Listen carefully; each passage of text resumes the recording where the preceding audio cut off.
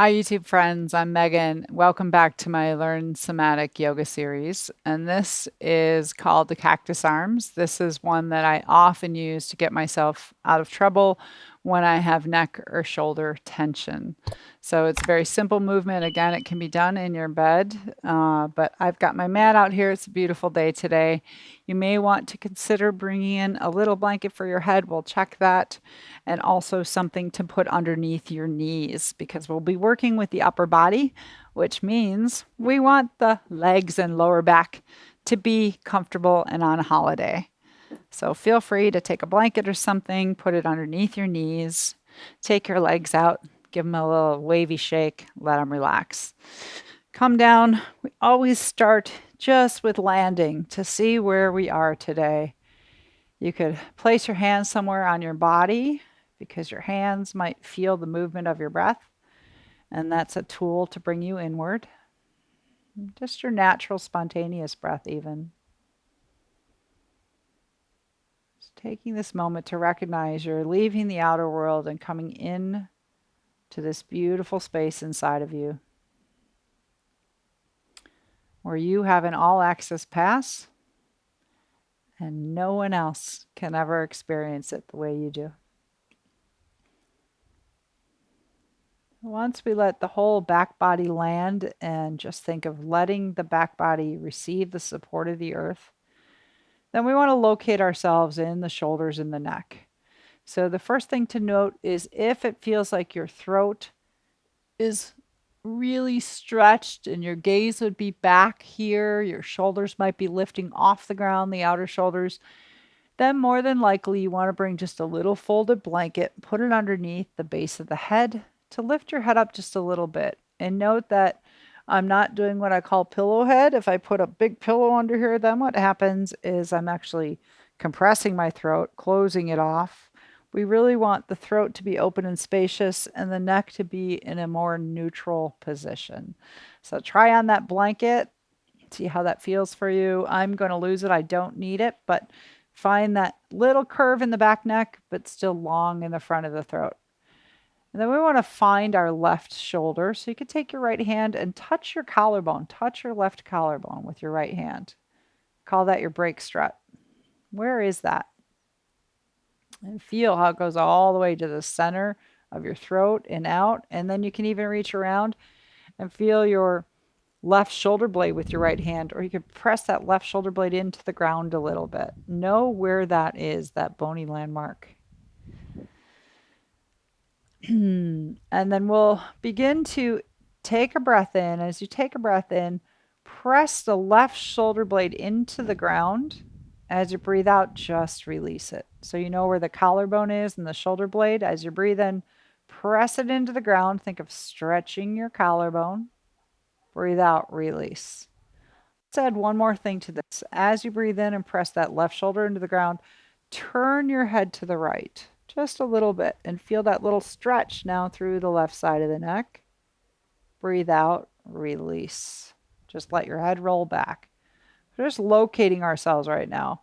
Breathe in. The breath in is the effort. Push down in the shoulder blade. And notice I'm not using my arm. I'm letting my arm stay relaxed. I'm pushing with the shoulder blade, collarbone down, letting my head roll to the right without lifting up the head. Exhale back. Do two more on your own.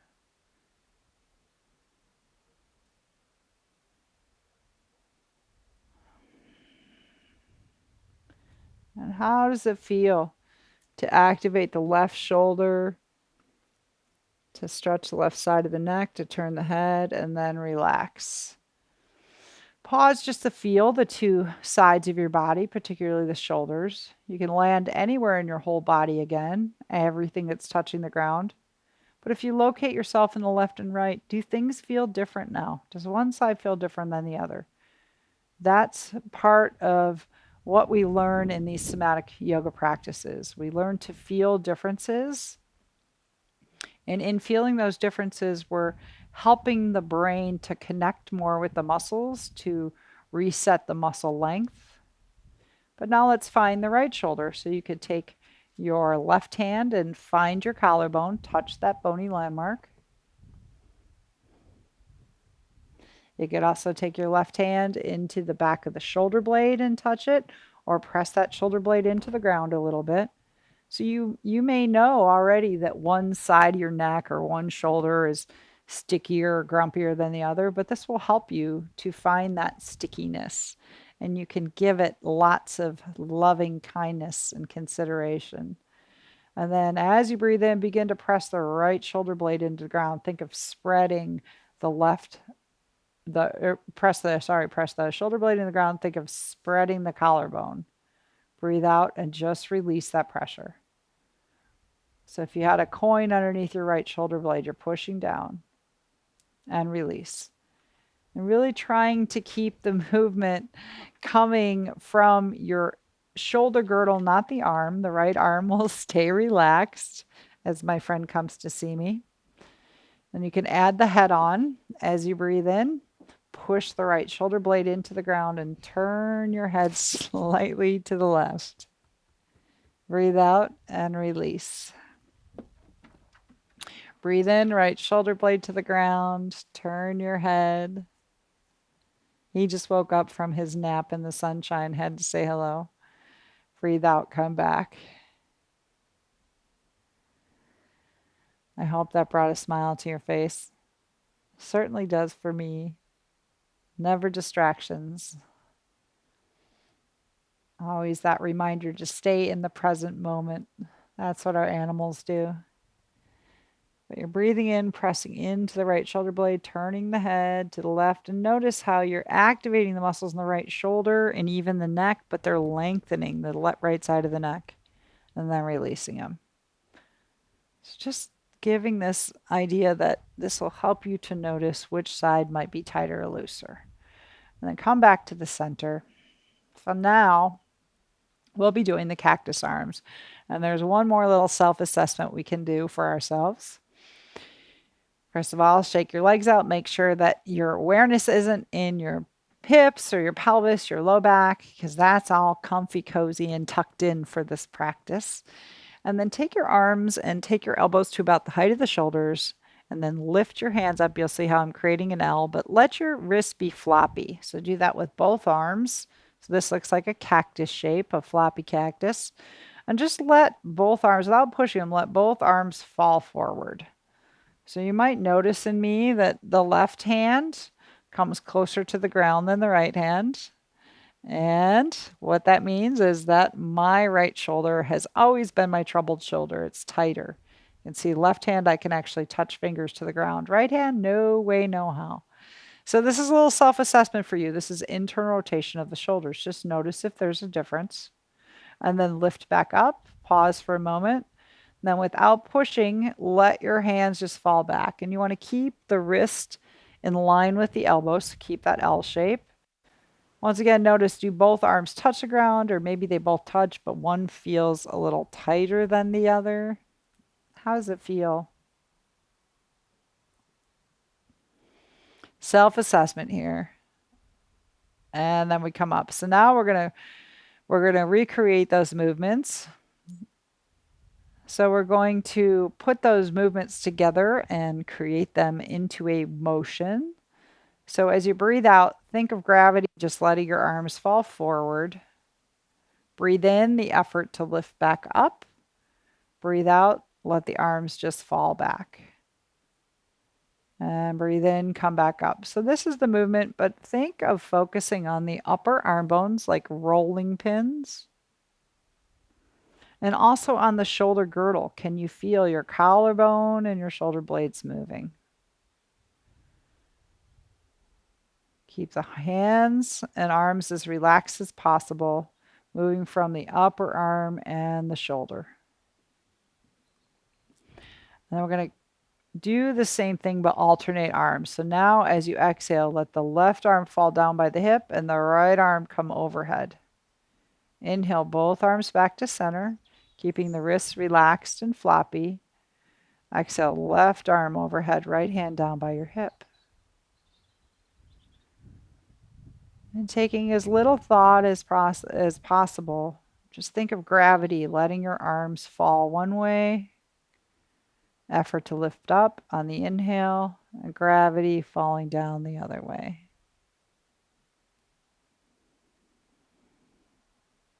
And then eventually, once we found the arms, so this is internal and external rotation of the shoulders, let your head roll one way or the other. So in other words, the way that it naturally rolls. Does it want to roll towards the top hand or the bottom hand?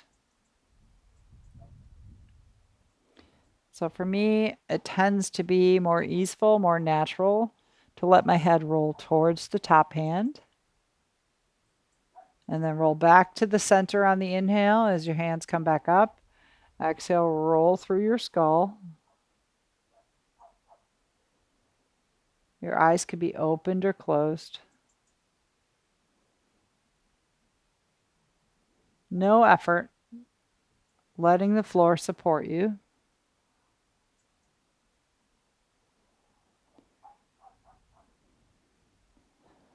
Take your time.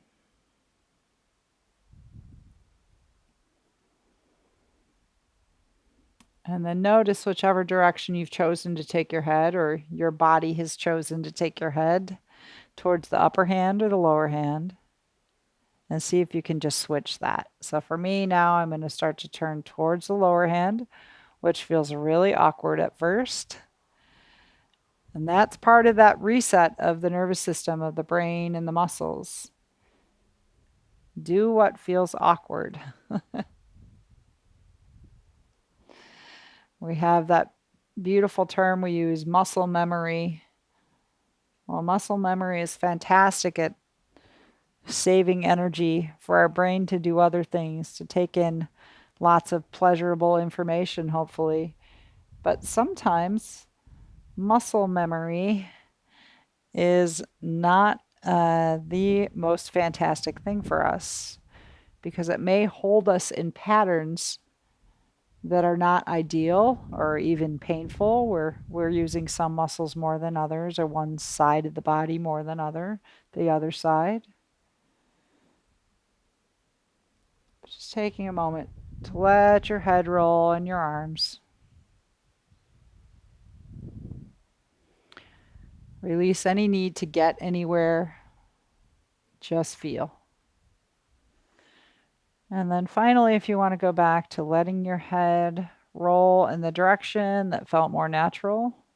The other thing I'd check is sometimes what happens is after you do this, the elbows start to slide down, or we get sloppy, the arms fall out to the side. So you might want to recheck your L shape again. Whoops. But let your head go in the direction that felt smoother and more natural. Imagine there's a heaviness to the arms just falling on exhalation. A little bit of effort to lift them up.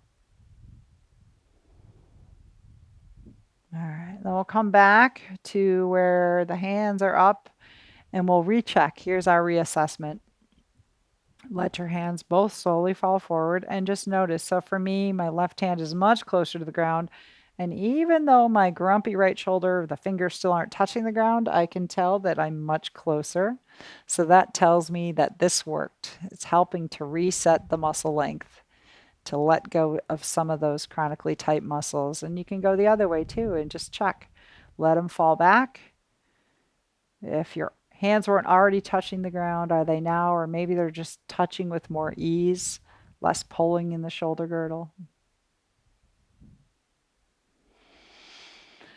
And we'll finish by taking a full body yawn. Reach through your feet, through your hands. Take a big breath in, like you're yawning. Picture those pets doing their down dogs, their up dogs. Big breath in as you breathe out. Let it all go. Thank your beautiful arms. You can give yourself a hug. Roll your head in the ground a little bit. Take your time coming up. Thanks for joining me and Milo for his little candid there in our favorite movement, cactus arms.